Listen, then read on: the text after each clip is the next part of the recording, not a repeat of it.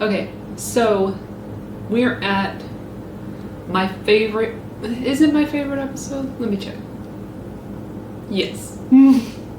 Without a doubt, this is my favorite episode of season 1. Even though there were cute moments between Mulder and Scully, and remember I really liked them throughout the season.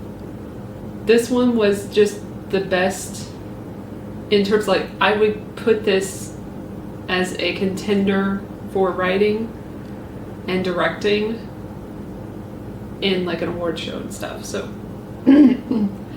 cue the clip. This was a trap for Mulder because he helped put you away. Well, I came here to tell you that if he dies because of what you've done, 4 days from now, nobody will stop me from being the one that'll throw the switch and gas you out of this life for good, you son of a bitch! Dana, you're the one that believed me. No! No, I do not believe you! You don't believe me. Maybe you believe yourself.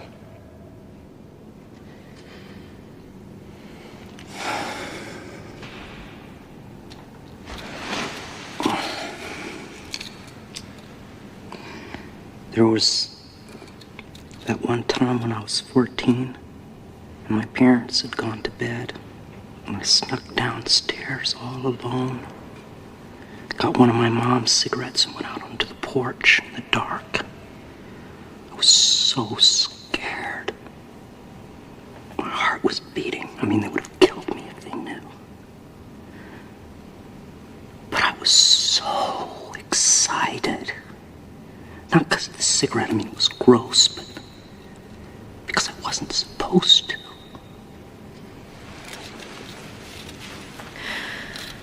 It could be a moment from any kid's life. I know what you want. And I know who you want to talk to. Why don't you just go ahead and ask me? I'll believe you if you let me talk to him.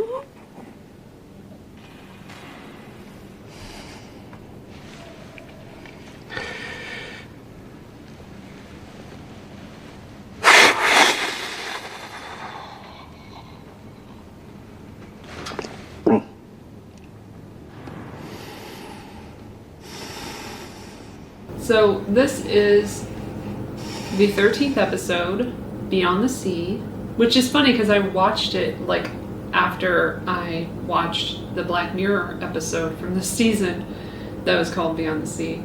I watched it after that and I was like, that's so weird. Like literally the next day I watched Beyond the Sea from X-Files and I was like, that's crazy. But anyway, this one was first. So this one was written by Glenn Morgan and James Wong, again. And it was directed by David Nutter, who has come into this half of the season and will donate his directing services throughout. Donate. He's probably getting paid, I'm sure. But anyway, he's going to donate his time as director throughout the rest of the season. And this is from January 7th, 1994. I'm not going to do that for every episode, or we'll be here a million years. So anyway, this one's about... this one, I'll say what my notes are, but first let me tell you what the backstory is from the Wikipedias. A death row inmate named Luther Lee Boggs claims that he is a psychic and can lead Mulder to a serial killer in exchange for a lesser sentence of life in prison. The agents' roles are reversed in this episode, with Mulder doubting Boggs' claim and Scully believing him after she is told that she can communicate through him with her recently deceased father. So there's that. So there's a lot of like emotional stakes in this episode and characterization and character growth and development, and that's part of why I enjoyed this episode so much. So here are my notes from that episode. Dana's dad dies at the beginning. Mulder calls her Dana for the first time twice. He caresses her face. Boggs fucks with Dana's mind. Boggs is a Lecter kind of character. They're trying to use him to get other killers. He has the ability to communicate through dead people. Victims get into his body and fuck up his brain as a result of his murders. So that was just the acting is amazing in this episode. Brad Dourif plays Boggs, I forgot to mention. And he does such an excellent job that I was like, I know this guy from somewhere. But I couldn't place it throughout the whole episode. And then I looked at a clip online and somebody said it was Brad Dourif, and I'm like, I'm an idiot. That's Chucky. I really should have known. So shout out to Brad Dourif, who took who was paid a lot of money for this episode, according to sources with the show, and money well spent is all I can say. Because you don't have to have a big set with crazy great CGI or special effects and stuff to make a good series. The acting and the characters is what brings people back. And that's what I noticed throughout this season, is that as long as they keep up with the writing of the characters and make you care about them and put them in danger, and then you're like, no, they're gonna die, but then they don't, you're like, okay, good. You're doing something right. Because if we didn't care about the characters, we wouldn't be here for 13 episodes at this point, I'm sure. So, a lot of good stuff in this season. Not the best season, but a good start. Solid start. And then I saw some similarities with Fringe. Fringe really copied this formula, now that I'm thinking about it again.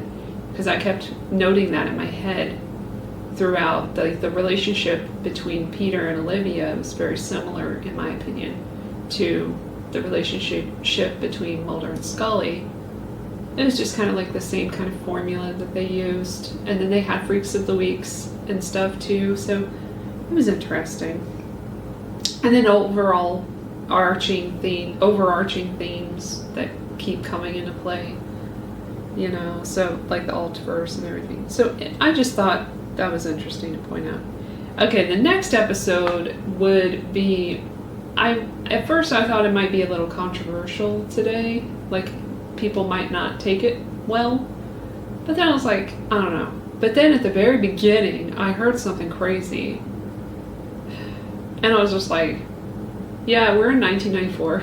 Because a dude kind of laughed off, who's working for the FBI, laughed off a sexual assault, basically. Which was just don't know if we want to spread that message.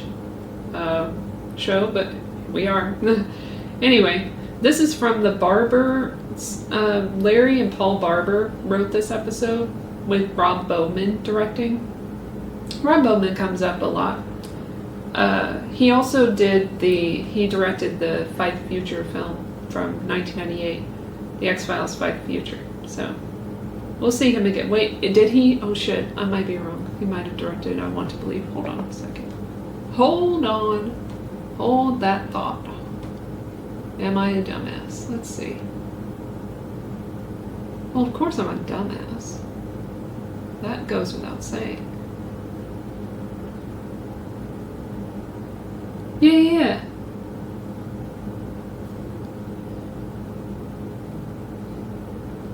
It says The X-Files. See, it really bothers me that Fight the Future isn't in there anymore. Did they just take it out? Or am I... Okay, it is also known as Fight the Future. Because I watched that in the theater. I know. With my father. Rest in peace. Anyway. Yeah, Rob Bowman directed that. Fight the Future. Okay, so this one's about... Let's go to it. 14 Gender Bender. A series of identical sexual murders where the killer appears to be both male and female draw Mulder and Scully to an Amish-type community of people who may be of alien origin, leading to the discovery of a man who can change sex. And he's an alien, by the way. Okay, so anyway, it says here in my notes, killer uses pheromones to seduce victims, fucks them, and kills them, changing gender in the process. He comes from a weird Amish community. There's also a ritual with a guy being buried alive in the town And then I wrote this as a good quote. Maybe it's the sex that kills them. They're aliens. I think that was a Mulder quote, but I don't remember exactly. Then we have Lazarus, number 15. And that one introduces a dude who I guess has been here the whole time, but we never saw him. FBI agent Jack Willis, who is a mentor to Dana Scully. And this is written by Alex Ganza and Howard Gordon, and directed by David Nutter again. And it says, when FBI agent Jack Willis and bank robber Warren Dupree are both shot at the same time during a robbery attempt, Dupree dies and Willis is resuscitated. When Willis rushes out of the hospital and begins acting strangely, Mulder concludes that Dupree's consciousness has been transferred to Willis's body.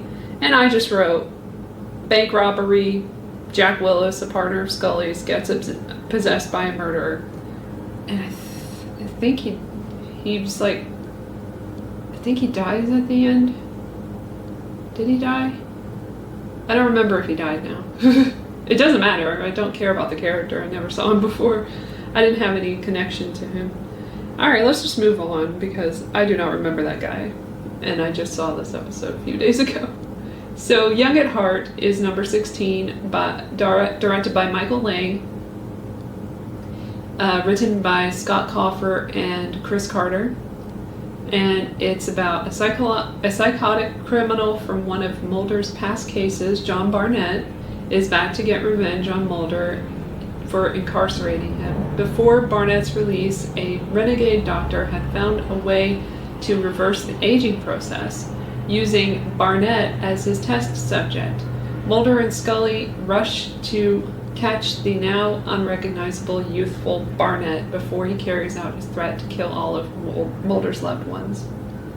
Which I guess would just be Scully at this point, because I don't know anyone else he associates with, but okay. So I wrote for that one, dude was dead and screaming in the beginning. Reversing aging, genetic engineering, this is the first time we hear about genetic engineering. Gene therapy is mentioned. New limbs can be grown on human body, according to outcast and medical community doctor.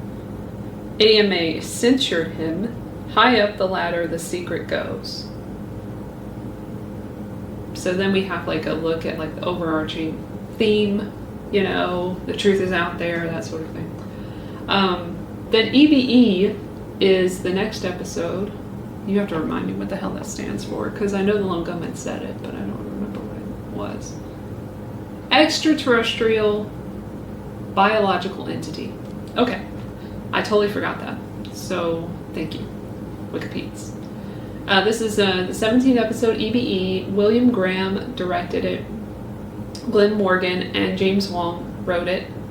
And this is a special episode to me because, as I say in my my notes, it's the introduction of the Lone Gunman! Yay! We haven't seen them yet. This is the first time I've seen them in this series. That's a big deal. Okay, so it says on here, Mulder and Scully receive information from Deep Throat. Remember, he was introduced in episode 2, about a UFO that was shot down over Iraq and has been secretly transported to the US. However, Deep Throat then intentionally misleads the agents to prevent them from discovering the truth. Because he's not a great character. Like, he has moments, but he's also deceptive as well. So I wrote down, she's hot, because the Lone Gunmen say that Scully's hot, and I thought it was funny. And then the magnetic strip in Cash, like they were talking about that, the Lone Gunmen, and showing how that works to attract people. And then Scully countered anti-counterfeiting. It's an anti-counterfeiting measure. And they're like, yeah, sure, okay, whatever. And then I was like, UFOs again, because yeah, that's going to happen every once in a while. Then we have Miracle Man number 18. Michael Lang is back for the directing job. Chris Carter and Howard Gordon wrote it. Mulder and Scully traveled to Tennessee to investigate the Miracle Ministry and its star attraction, a young man with the ability to heal people with his touch when a person dies shortly after being healed.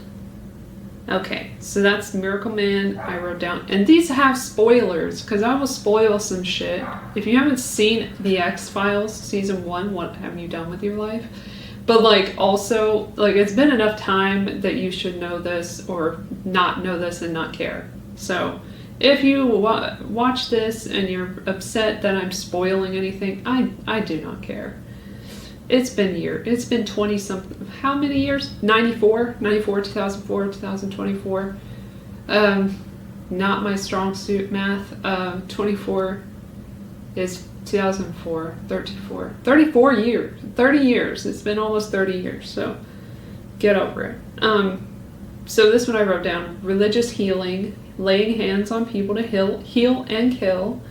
Guy Samuel, healed at beginning of episode as the murderer. There's a spoiler. He didn't want to live as a burn victim, which I was wondering about during that scene. Like, is that his choice? Did he have any say? So there's some interesting messages in that one, interesting conclusions to come to, like about existence, about playing God, which is a movie that starred David Duchovny, by the way, which is actually a pretty good movie from the 90s. I thought it was good at the time. I was a child. What do I know? Shit. Probably sucks. I probably look at it now and I'd be like, what the fuck was I thinking? But I don't know. I was pretty good at deciphering good from bad movies, though, at the time. So I don't know. I probably wasn't wrong. Then the next one, I really just couldn't really put a whole lot to, because again, it's just one of those episodes where it's not really moving the plot forward. Although that one kind of didn't either. And there wasn't really anything that stood out to me with Mulder and Scully or anything. But anyway, the next episode is Shapes. David Nutter directed it. Marilyn Osborne wrote it. That's the first female I've seen so far. That's pretty interesting.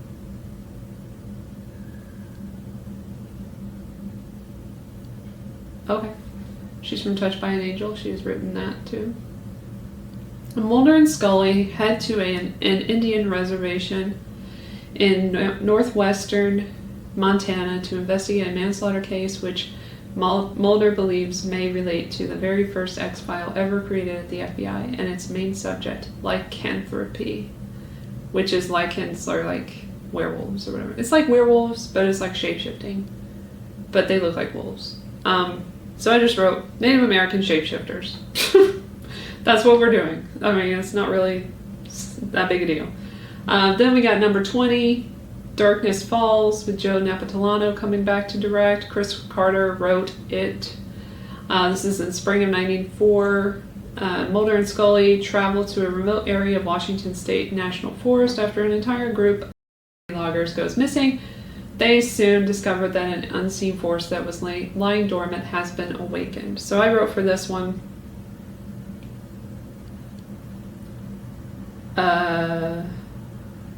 oh shit. No, I'm fine. Okay. What did I write? Okay, loggers vanished eco-terrorists. That's all I got, because they kept calling them eco-terrorists. I don't think they would call them that today, but they did.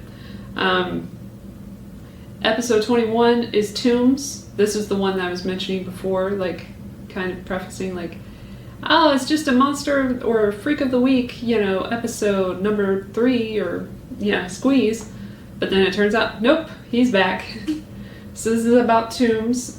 We talked about him before. Glenn Morgan and James Wong wrote it. David Nutter directed it. Tombs is released from the psychiatric sanitarium in which he was incarcerated by assaulting Scully. He assaulted Scully, by the way, if I didn't mention that. That happened in the 3rd episode. And he needs to kill once. I was reminded of that in this episode. I forgot that happened in the 3rd episode. I didn't really focus on it, which is kind of a big deal. But at the time, I was not paying attention. He needs to kill once more to get the final liver, which will allow him to hibernate for another 30 years. Mulder and Scully race against time to find evidence of his involvement in the past string of murders before Tombs disappears again. Assistant director Walter Skinner appears for the first time in that episode. Yep. I was like, oh my gosh, Skinner's here. Finally. Been waiting forever. So I wrote up about that one. Eugene Tombs can squeeze in tight tight places, and he has to take out people's livers in order to survive. He attacks Scully in Ep3, kills Dr. Monte as expected. There's a cute moment when Scully calls Mulder by his first name, and they seem to flirt a little. I love them so much. So yeah, I'm focused on the right things, for sure. But no, I really am focused on the overall themes and the plots and everything, and the topics that they bring up. But at the end of the season, it gets more into the characters and not so much aliens and all that. Well, until the end. But we're not there yet. Born Again, number 22, Gerald Friedman directed. Howard Gordon and Alex Ganza came back, and they are both writing that one. After a detective and his former partner die in unexplained circumstances, the accidents are linked to a little girl who witnessed both deaths, and Mulder believes that she may be a reincarnation of a policeman murdered by his colleagues. So I wrote about that one. Child saw a ghost kill a man. Guy inhabits a young girl, Michelle's body, to commit crimes. Pretty much it's just one of those episodes where it's not really pushing the plot forward. It's just kind of there. Then we have like a character study in the next episode with Roland by David Nutter and written by Chris Ropenthal. And it says, Agents Mulder and Scully investigate a series of murders in Mahan Propulsion Laboratory as a team of scientists died one by one, and the only suspect is a mentally handicapped cleaner named Roland. And I wrote about that one a lot, so here's what I wrote. Roland is a mentally challenged murderer. He is psychically connected to a twin who is killing people. He had damaged chromosomes in the womb with his brother. Arthur Grable is his brother. He died before. He takes over Roland to complete his work, which was credited to another scientist. He kills him, by the way. Jet propulsion theory. That's what he was working on. He finished his brother's research. The next episode was a doozy. I mean, it probably would be number 2 for me for the season, this next one, because there's, well, maybe not. I don't know. I'll have to do a top 5 episodes after this. Okay, so this is the Erlenmeyer Flask. This is written by Chris Carter himself, and it's the finale. R.W. Goodwin directed it. It's the 24th episode. A seemingly unrelated car chase leads Mulder and Scully to a scientific lab encompassing a secret which would provide proof of a government conspiracy. Woo, here's what I wrote on this one. Finale. Deep Throat is back. Tips Mulder off to a case. A guy was shot and his body disappears. Key Mulder-Scully moment. And it's not romantic this time. You think he does it because he gets off on it? Says Mulder. Asks Mulder. She responds, no, I think it's because you do. Or something to that effect. Human Genome Project is mentioned. That's what this doctor is working on, Berube, who was killed to make it look like a suicide and was cloning viruses and doing gene therapy. You might hear that a lot on this show. But this was the first time they really gotten into the conversation on gene therapy. Extraterrestrials again. Mulder is under surveillance. He's getting too close to the truth. Alien baby! Cute alien baby picture. There it is. Trust no one. That's Deep Throat's last words, and I totally forgot that he was the first person to utter that in the show. But that became a big meme, if you recall. The X-Files is shut down, and then Mulder says, I can't give up, not as long as the truth is out there. And that was the last thing I wrote about the season, because it really stood out to me.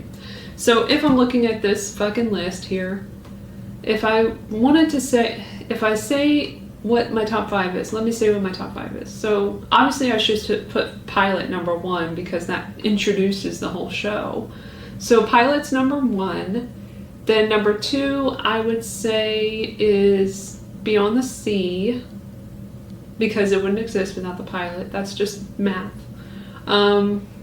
Then I would say, although we could do this all day, and that I could be in a conundrum because I could say something before that and you'd be like, oh, but, well, or after that, and you'd be like, that wouldn't have existed without that. Well, we're not going to get into the whole thing. Ghost in the Machine.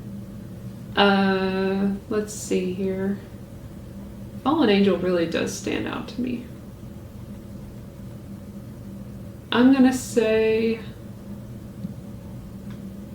we have 3. Fallen Angel, sure. Fallen Angel 4.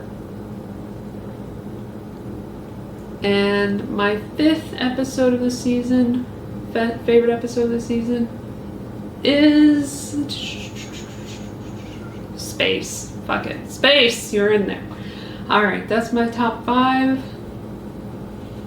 Thank you so much for watching and listening on both platforms.